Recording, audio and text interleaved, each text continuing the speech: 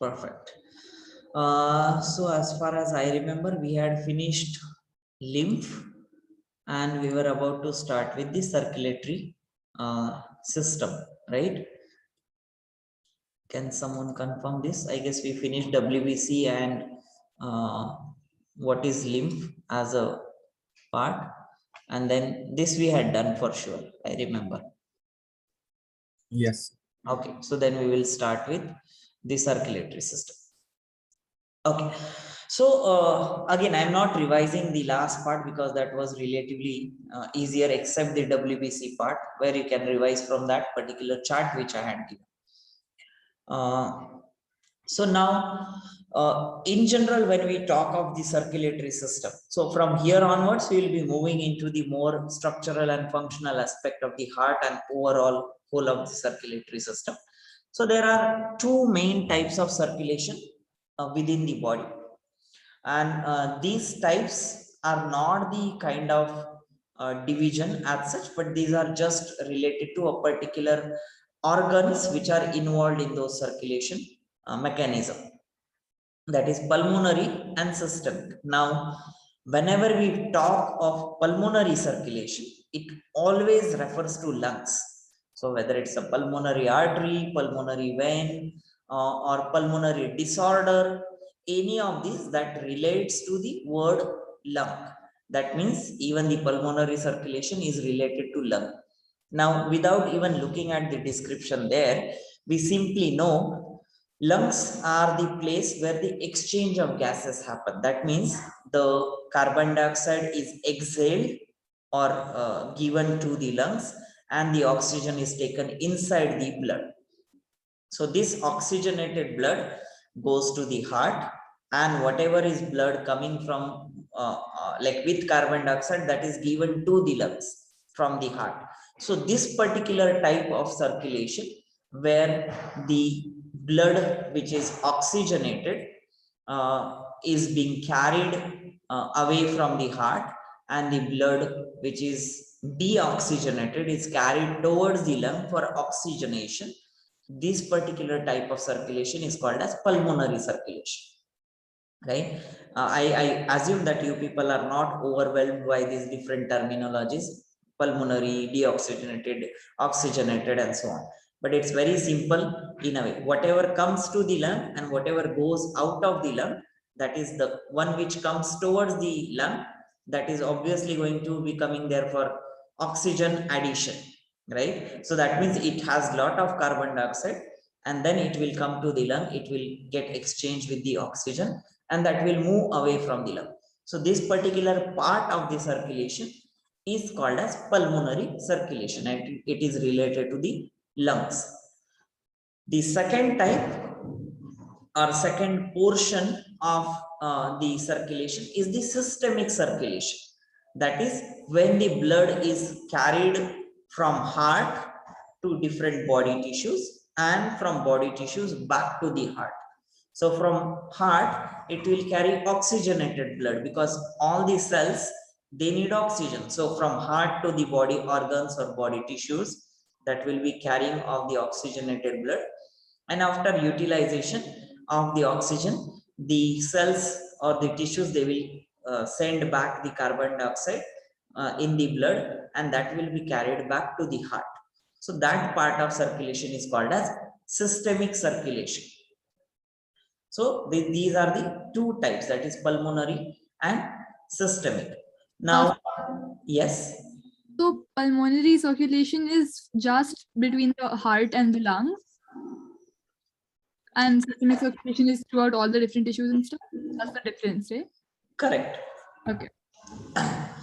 Now, when we talk of this word systemic, it always refers to the whole of the body or the blood vessels from all over the body, except again the lungs. But in general, the systemic word refers to the blood vessels from all over the body. So obviously systemic is the whole body circulation, because from heart, the blood will go to all the different parts, that is into your brain, as well as to all the sides, that is left and right side, and including legs. So almost whole of the body. So that's what is systemic. Also, this systemic word is sometimes used in terms of what we call as like systemic infection. So if you go to a doctor for, let's say, you are getting certain allergy due to some bacteria or fungus, and you have visited a physician, that physician or doctor will say that you have systemic infection. That means the infection has reached into the blood. Sometimes what happens is we only have local infection, like whatever you see a pus formation in the boils, that is a local infection. And when we talk of systemic infection, that is the infection inside the blood. So that means all the body organs, they can get affected because they are ultimately getting the same blood. So that is what is systemic, like the terminology systemic. Now, so these are the two types. Then there is third one. Now, heart is a muscular organ, right? And it keeps pumping the blood.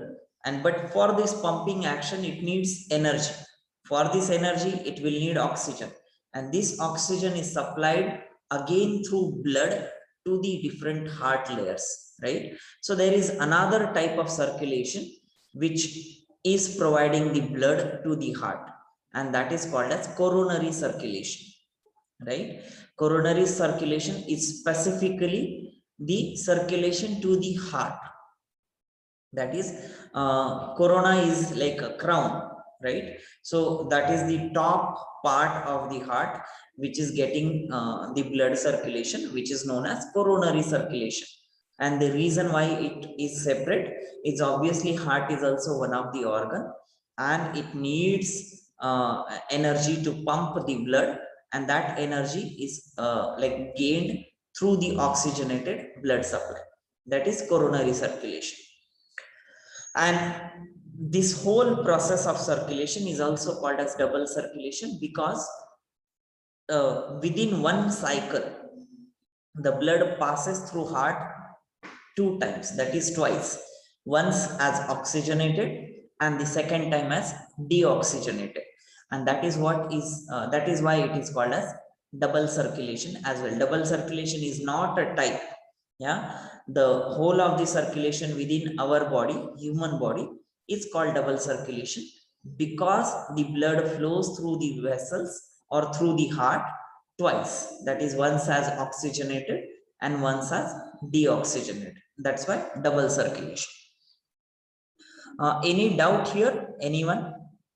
I assume this is relatively very simpler concepts.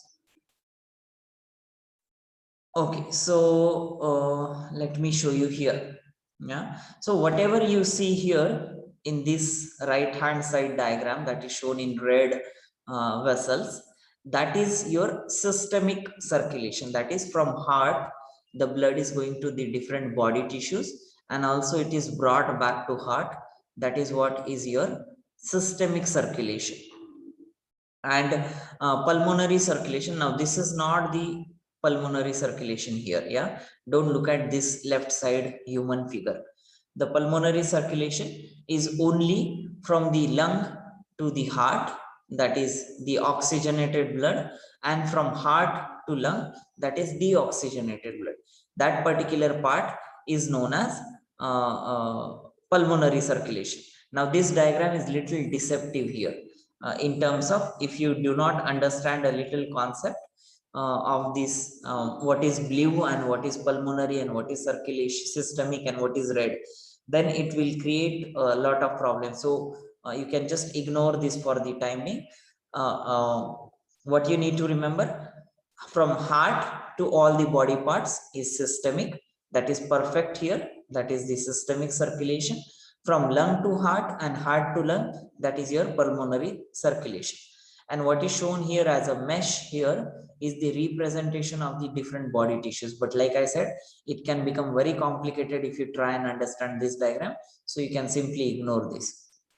Now, one thing that I wanted to show you is this particular region. No, not this one. Yeah, here only I will show you.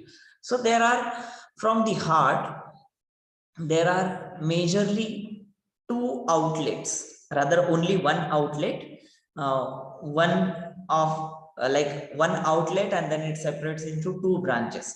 So the outlet is called as aorta, which is shown here. So you can see here this bigger portion of the red color, that is the aorta, which is taking the blood from heart to the different body tissues. And then this aorta will divide into several parts, like what you can see here in these three branches. That is what is the branching of the aorta. One of the branch will take the blood to the heart itself, that is coronary circulation. One of the branch will take it to the upside above the heart, that is towards your brain, and the third branch will take it to the lower portion of the body, and of course including the side ones. Yeah, so that way there are three branches, one upper, one lower, and one to heart itself. So these are the three divisions of this aorta. And this one that you see here next to the neck of this human figure is what you I assume it is called as jugular vein. I'm not too sure, but it is, I guess, jugular vein. And like whenever in the movie especially that they show, like if someone is dead or not, they check it by touching to the neck. And you can actually feel, if you touch, if you sit very calmly without speaking, and if you touch on the side of the neck, like almost 70 to 80 degrees from the front part, that will like you can see some like pulse kind of movement within these veins. So that is what is being shown here. Or even in the other case, like what is being shown in the movies, again they slit the throat and then the blood starts coming out. That is again cutting of these veins, that is taking up the major supply to the brain region. And that is why, like, cutting the neck or slitting the throat literally kills the person immediately. So that is just like additional piece of information. So these four different circulations, that is pulmonary, systemic, which are two main types. Coronary, specific to the heart, and it is called as double circulation because the blood flows through the heart twice, once oxygenated, other deoxygenated. Okay, now coming to the main organ, heart. The basics you would know, it's responsible for sustaining life, this and that you know for sure. It is muscular organ. Muscular organ does not literally refer to that it has common muscles. Yeah, I assume you remember class 9 chapter 2, epithelial, muscular, connective, and nervous tissue. So within this muscular tissue, you had studied about what are the different types of muscular tissue: cardiac, skeletal, and smooth, right? So these are surely not cardiac muscles, surely not smooth muscles. These are specific type of cardiac muscle, and that is why it is called as muscular organ. So do not confuse this with, when we say a muscular organ, does not mean it has a bicep tricep like muscle, yeah, or neither like quadricep. So that is a specific type of cardiac muscle which is divided into four different chambers. So heart has four chambers in human. In and also in most of the vertebrates, again I assume you would know what vertebrates are. So most of the vertebrates, mammals and so on, they have four chambered heart. In some of the cases, like if you remember, we had looked at that diagram in open and closed circulatory system where there were only two chambers.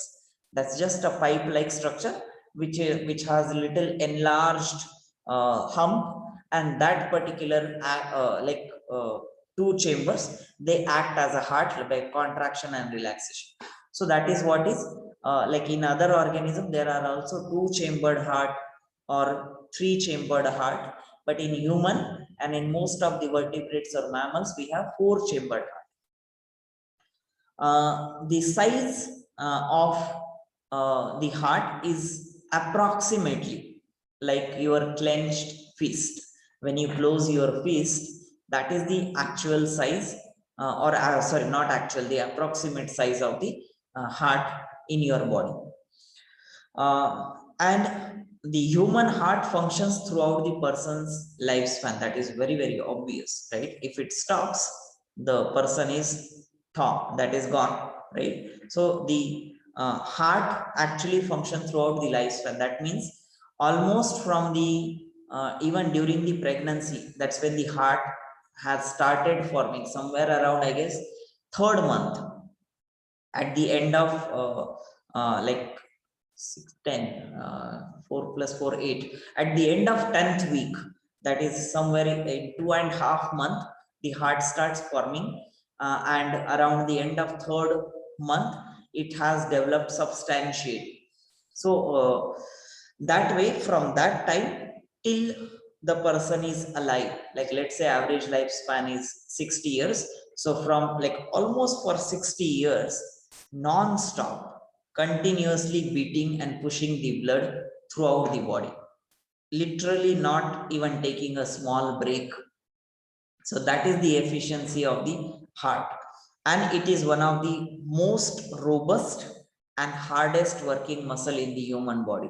So usually again, when there was a question being asked, which is the like robust and hardest working muscle, most of the people wrote quadriceps, because quadriceps is actually one of the strongest muscle in the body, right? Strongest in terms of skeletal muscle.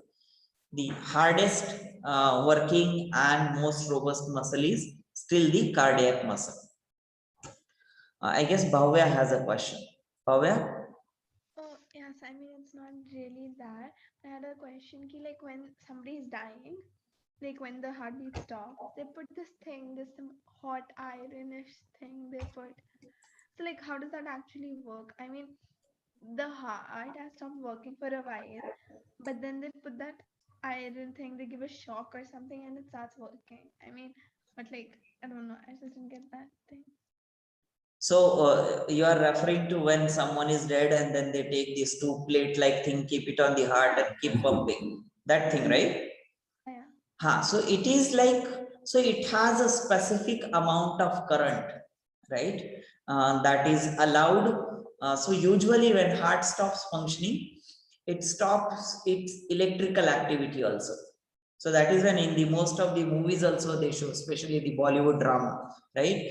Aapka so and so guzar gaya, right? So they show the graph and then it becomes no, and then it becomes flat line. So that is actually the electrical activity. So when the heart's electrical activity stops, that means the heart has heart has stopped functioning. So whenever we give external stimulus, like especially of the electricity, and again I'm not saying you cannot take any random electricity. It has to have, I don't know the values of it, but there is the specific ampere current that is being used in those plates, which is pushed over the chest, that will cause the electrical conduction throughout the heart and of course throughout the body.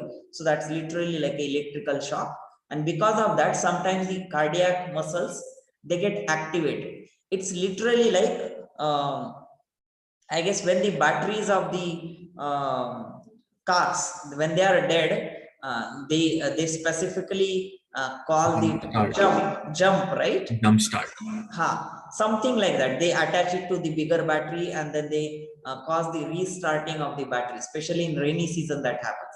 So it is something similar in terms of phenomenon, right? You are giving external supply of the electricity so that the heart's own electrical activity will start, and if it is a successful event, then the person is again revived. So that is what exactly is being shown there. It's called ECG, right? ECG is actually electrocardiogram. So what you see that electrical The machine that is used to think of the guy, revive the person. I No. think that's called a I don't know how to pronounce it. Sorry, guys. Defibrillator or something like that. Yeah, I think that's I don't know what is it called. I don't know, but electrocardiogram is where you see that graph like thing. Huh? Yes. Why doesn't it work all the time? Sorry, I can't hear you clearly. I'm asking, why doesn't it work all the time, that electric thingy? See, it depends on the condition of the muscle, it depends on the amount of current, it depends on the different organ systems within your body.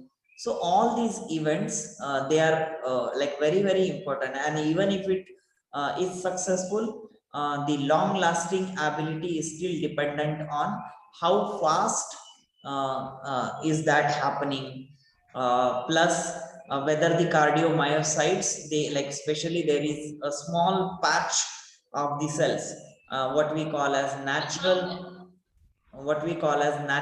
pacemaker of the body. So if that pacemaker is able to regain its function of conducting electrical activity and send it as an impulse every now and then it will be that is the successful experiment there.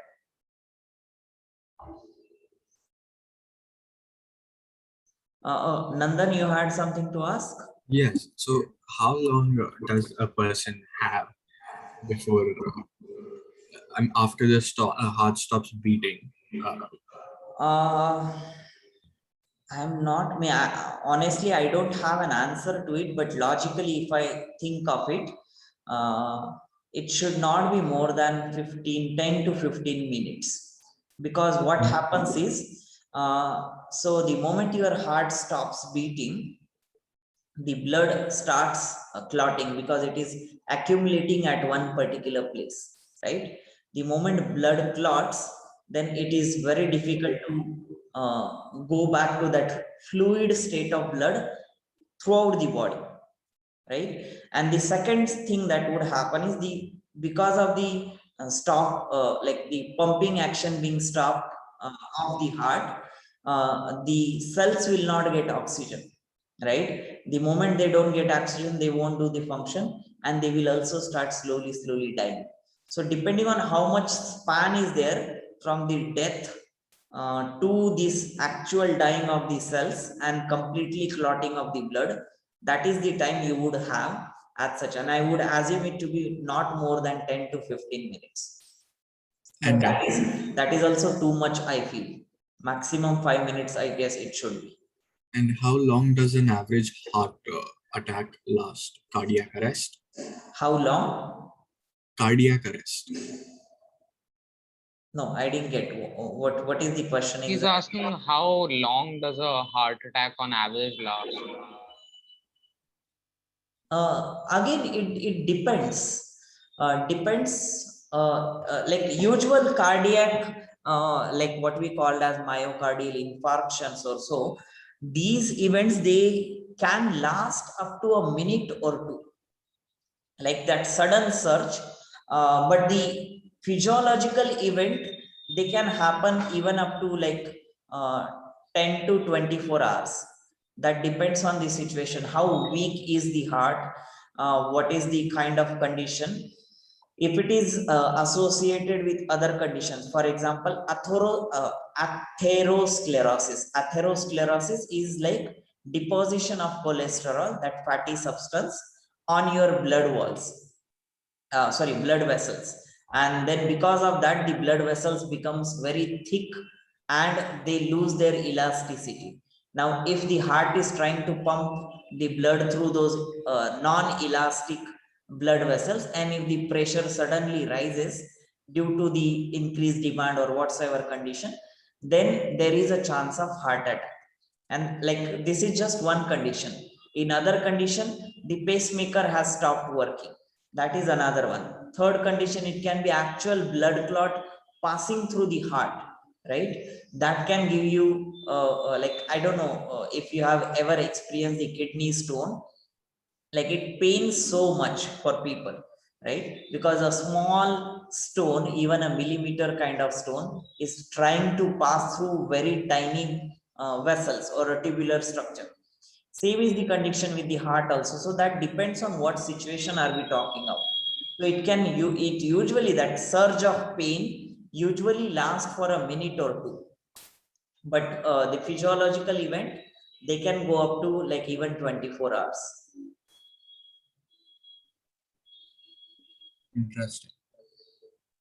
Anyone else? Any question so Yeah, I far? have one last question. Yes. Basically, heart attack is my heart stops working, right?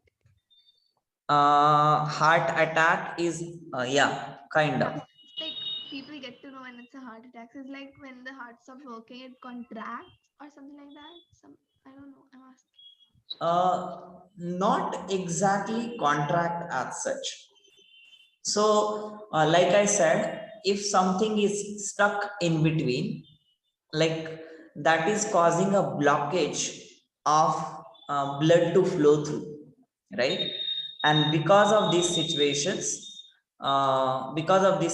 what happens is then there is like the blood does not like flow through the whole of the circulatory system, and due to that there is accumulation of the blood which ultimately increases the pressure on the heart, right? And that is what can cause the collapse of the muscles.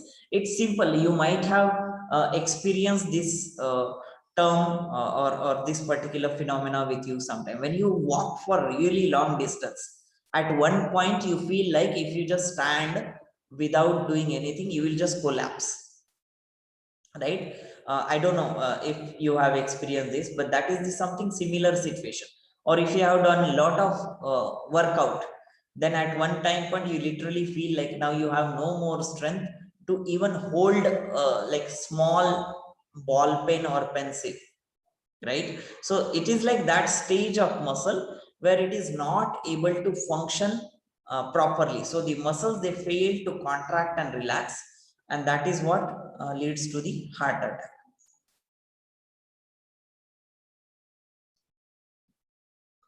Okay, any more questions, anyone?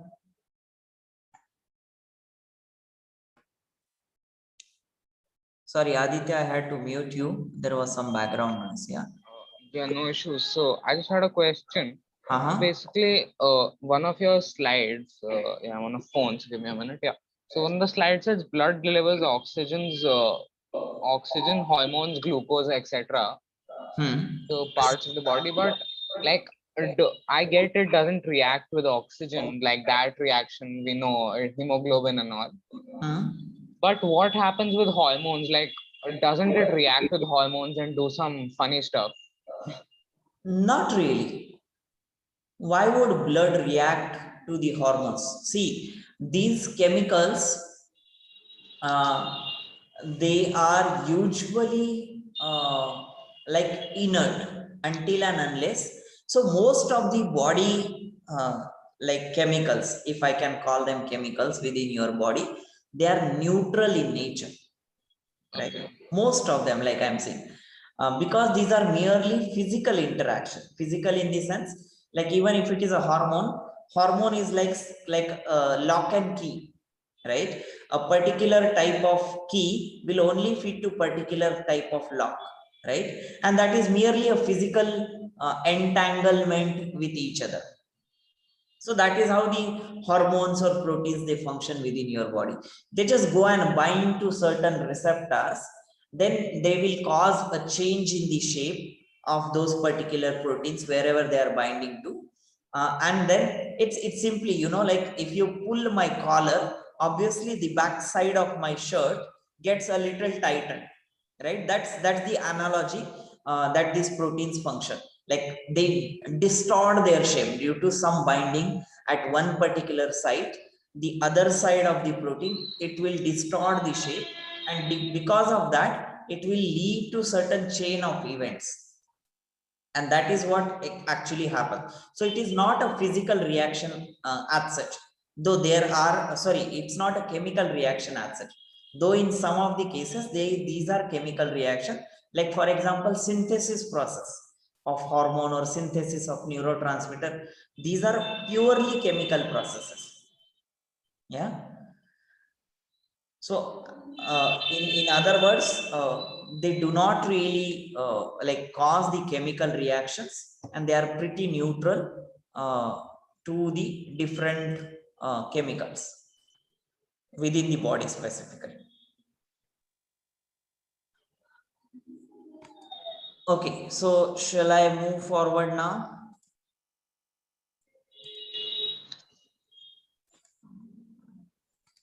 Okay, so what is this? There is some, I guess, again, sorry. Yeah. So the next point, so we spoke of the heart being very sturdier organ, and it is like continuously working from birth to almost the death of a person. Now, in terms of its location, it is located in the thoracic cavity. Thoracic cavity is actually your below the neck and above the navel point. So you can actually feel on the side your rib cage, right? Especially like boys as well as girls, everyone can feel it. Especially just below the armpits, almost like 10 to 15 centimeter down. That is where this rib cage ends, and just below that there is a diaphragm leg structure, which is a separation between abdominal cavity and the thoracic cavity. So the stomach, or not the stomach, the actual belly portion, that is your abdominal cavity, and above it is your thoracic cavity. So your heart is located in between the lungs, which are located in the thoracic cavity. So rib cage is there. There are two lungs, each on one side, and in between those lungs, at the central line, central midline, rather next to central midline, towards the left, is your heart, and this mid bone is called as sternum, or which is also called as breastbone. So in the front portion of your chest, if you touch exactly at the center, below the clavicle bones, you can feel the sternum bone, and everyone can feel it again. So that is the sternum. Next to sternum on this left side is your heart. Again, there are few individuals in this world who has their heart located on the right side. Yeah, that is just the one in, I guess, lakh case, that those many number of people, or maybe 1 in million, I'm not sure of the number, but that's a very rare chance that a person can have heart on the right side, and that is what is a kind of abnormal development. But the heart, it's just the developmentally abnormal position, but the functioning of heart can be as normal as other individuals. So that is, there should be no problem. So now, so that is the location. So the heart is derived from the embryonic mesodermal germ layer. Does anyone know what is this embryonic mesodermal germ layer? Anyone? At the embryonic stage, your dermis is not fully formed, so it forms by layer in layer. So I think the second stage of embryonic development, second or third stage, which is at about 2.5 to 3 months old, the mesodermal germ layer is formed. You are right with one portion, but uh, with 2.5 to 3 month old pregnancy, that complete individual is almost born as in the sense, all the organs, they have been formed already. So that is not the situation, but the rest part is correct. Anyone? 1.5. Sorry? 1.5 months. No, it's just hardly like this mesodermal germ layer is hardly, like, I guess, 2 day or 3 day old. It's like that early stage of pregnancy. Anyone else wants to add anything or say anything? Have you heard of these terminologies? What is mesoderm? What is germ layer? Embryonic, I guess you can imagine by the name itself. It is related to embryo. Hello, people. Slept. Janvi? Yeah. Yeah. Do you want to add something? No. Okay, so let me say about it then. So obviously it's an embryonic developmental stage. That means after the sperm and ova, they are fused, they will form one single cell, what we call a zygote. That zygote will divide, one will become two will become four, and so on. So once it reaches 64 to 128 cell stage, it forms a blastula structure, which is a mass of cell. Now this mass of cell arranges itself into three different layers, what we call as ectoderm, mesoderm, and endoderm, which literally means ecto means outside or the outermost. So ectoderm is the outermost layer, mesoderm is the middle layer, endoderm is the innermost layer. Ectoderm will allow the formation of the skin, hair, nail, and all these type of like organs within your body. Mesoderm will allow the formation of internal organs, for example, heart, right? And the endoderm, that is the innermost layer out of these germ layers, that will allow the formation of the bones and the blood vessels and stuff like that. Yeah, so that way these three different layers, they make up, or they allow the formation of respective organs within the body. And the heart is being formed from the mesoderm layer, that is the middle layer, and they are called specifically germ layer. This germ has nothing to do with your microbial germs. Yeah, this germ refers to the germination. That means they are going to give rise to certain structure, and that is why the germ layer, right? Because these are the original stages of the cells, what we in other words also called as stem cells. So the germ cells, they have the ability to develop into any particular type of the cells from that particular layer. So that is why they are called as germ layer. And heart is developed from this mesodermal, that is the middle portion of the germ layer. Yeah. Function wise, you of course know the function of the heart, in terms of it will pump the blood, it will deliver oxygen, hormone, glucose, and blah blah, all of it, right? Now the last portion, it ensures the adequate blood pressure, which is maintained throughout the body. Obviously, like the main function of the heart, apart from providing oxygen, nutrient, and so on, so is also to maintain the blood pressure. Now, if it is not maintained, you know the situation. One is hypertension, other one is hypotension, that is high BP or low BP. Right? In case of high BP, it will again cause a certain change of the event or more pressure on the heart, and it will trigger certain like neurotransmitter secretion or hormonal secretion, and it will try to bring it back to the normal blood pressure. If it is not, then of course we have to take medication. In hypotension kind of cases, again the same thing happens. Less of the oxygen is being carried to the different parts of the body. Ultimately, it will trigger a feedback mechanism, and it will try to maintain its own course of action, maintaining the blood pressure. Again, if it is not happening, again we have to take certain medication.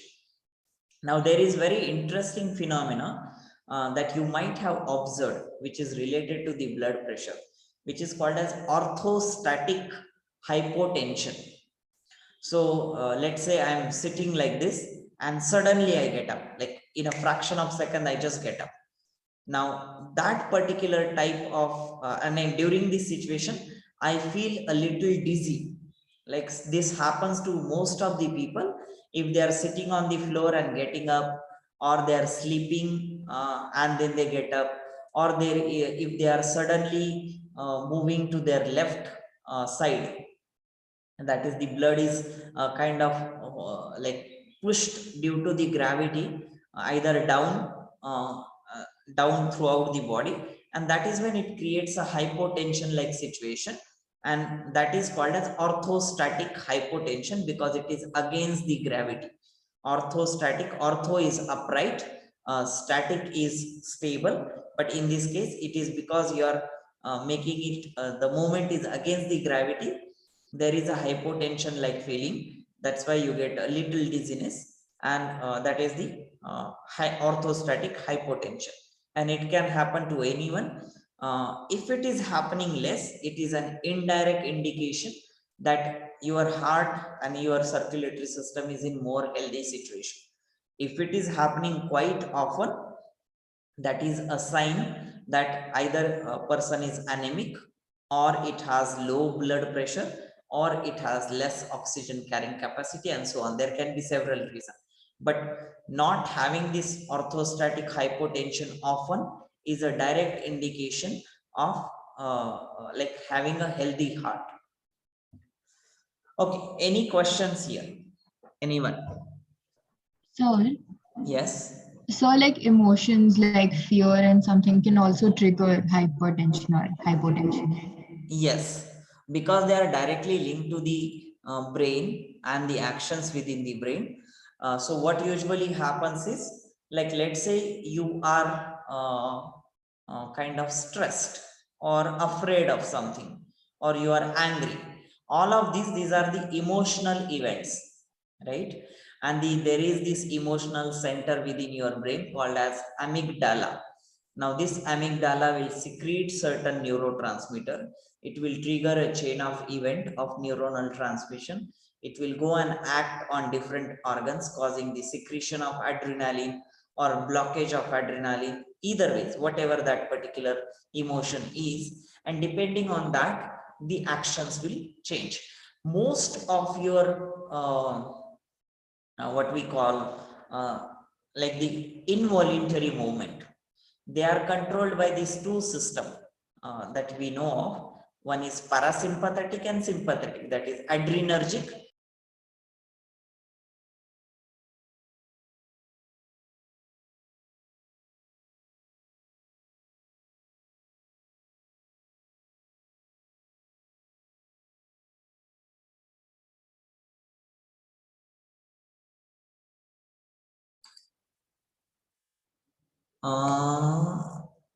I guess we discussed about the orthostatic hypotension, right?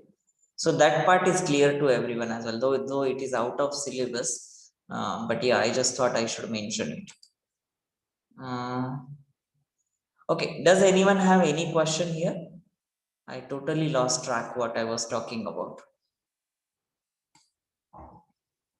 Anyone? And, what we were, what's that thing called when you feel weird when you get up suddenly? Oh yeah, correct. Yeah, so in general, What's yeah. that thing called? Sorry, come again. Hyper something. Now, when you get up and you feel weird. So we spoke of that, and then Tanisha had asked this question of emotional trigger or any of these emotional changing the hypotension or hypertension kind of thing. So I guess I was explaining of this. Amygdala is one of the emotional center within our brain which controls the emotion. It creates a neurotransmission causing a chain of events. Then it goes and acts on different organs like sympathetic as well as parasympathetic transmission. That is most of the smooth muscle or the most of the internal organs, they are involuntarily controlled by this brain center, and then it will obviously create a chain of reaction. So that way, yes, it does change based on what kind of emotion and what kind of sequence of event it is triggering. Anyone else? Any question?